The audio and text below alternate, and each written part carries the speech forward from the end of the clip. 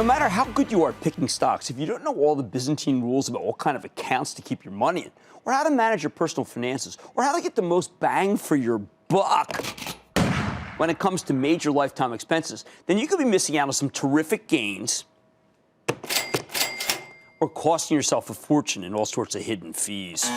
That's why every week I take you through my playbook in a segment that's entirely devoted to teaching you how to handle your personal finances, along with some basic investing principles. In order to get a better sense of what matters to you, I want you to send all of your questions to Twitter at Jim Cramer with the hashtag #GetAPlan. Sorry, I wasn't very good on Twitter today, really jammed with this market, but I will do my best to get back to you.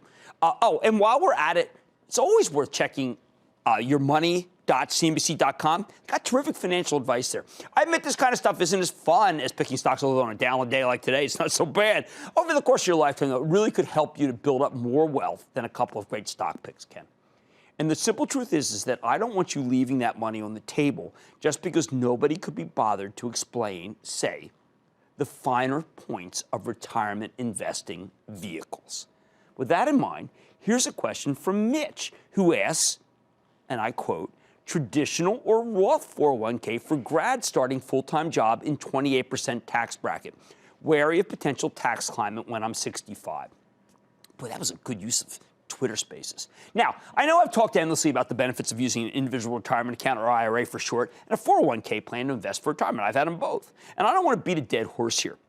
But we haven't really gotten into the distinction between a Roth account and a regular one. And this is something I get a ton of questions about. Should I put my money in a Roth account or should I put one in a regular account? And is one of them wrong? Mitch asked about a Roth 401k, but only some employers choose to offer these to their workers. So to set the stage here, let me give you some background on the beautiful tax-favored vehicle known as a Roth IRA, which anyone can contribute to as long as they make less than $122,000 a year. I think that aside from the earned income tax credit, the Roth IRA may be the single greatest thing our government has done for lower-income families since the end of the war on poverty, where, alas, poverty won. I've told you all about how a regular IRA lets you take pre-tax income, invest it, and then your gains can compound year after year, decade after decade, totally tax-free until you decide to start withdrawing money when you've retired. But a Roth IRA works differently. With a Roth, you make contributions with after-tax income. So, in other words, unlike a regular IRA, putting money into a Roth won't decrease your tax bill. On the other hand, though, once your money's in a Roth IRA, you will never pay taxes on it again. As long as your cash remains in the account, you don't pay capital gains taxes, you don't pay dividend taxes, and when you withdraw it, which you can do without penalty after the age of 59 and a half, closing in, you don't pay any income tax on your withdrawals. In other words, with a Roth, you pay taxes now so that you don't have to pay any income tax 30 or 40 years from now when you're retired. There's one more positive point about a Roth. After 5 years, you can withdraw the money you've invested, not your gains, just the amount you've contributed, and you won't get hit with that nasty 10% penalty, which is what happens when you try to withdraw money from a regular IRA before you hit that magic age of 59 and a half. And when you're closing in on 59 and a half, it doesn't feel very magical. So, you see, a Roth is fundamentally different from a regular IRA. With a regular one, you don't pay any taxes on your contributions now, and your gains don't get taxed within the account. But once you start withdrawing money, every penny you take out is taxed as ordinary income, which means that when you're trying to decide between a Roth IRA or a 401k and a regular IRA or 401k, you're basically deciding whether it makes more sense to pay income tax now with a Roth or to wait and pay income tax once you've retired with a regular account. In other words, you have to try to figure out whether you'll be in a higher tax bracket after you've retired or a lower one. Obviously, this is a complicated question that really has a lot to do with the specifics of your situation, your career, and simply how old you are. But my quick rule of thumb, for anyone whose marginal tax rate is 25% or less, 25%, which is most of America, I think you go with a Roth. Better to take the hit up front and then allow your Roth IRA to compound tax-free for the rest of your life. Remember, for those of you who don't have the time to pick your own diversified portfolio of 5 to 10 stocks, the smartest thing to do is just park your retirement money in a low-cost index fund that mirrors the S&P 500.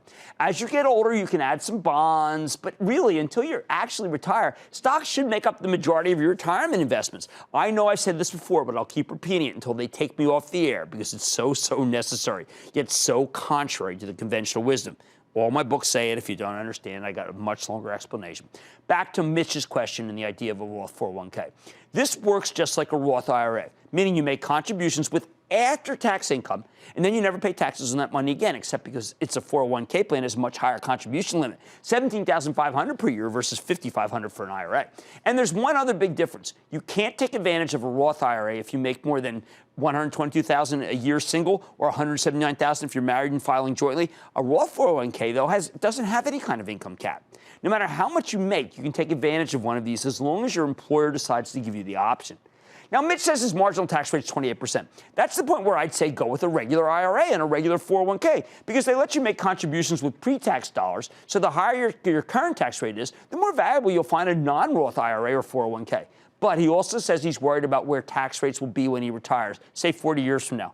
I'll admit, if you believe that taxes are headed inexorably higher over the course of your lifetime, then a Roth 401k where you pay your taxes now and pay nothing in the future is the way to go, even if you're making a lot of money in the present. I think, though, personally, the belief's mistaken.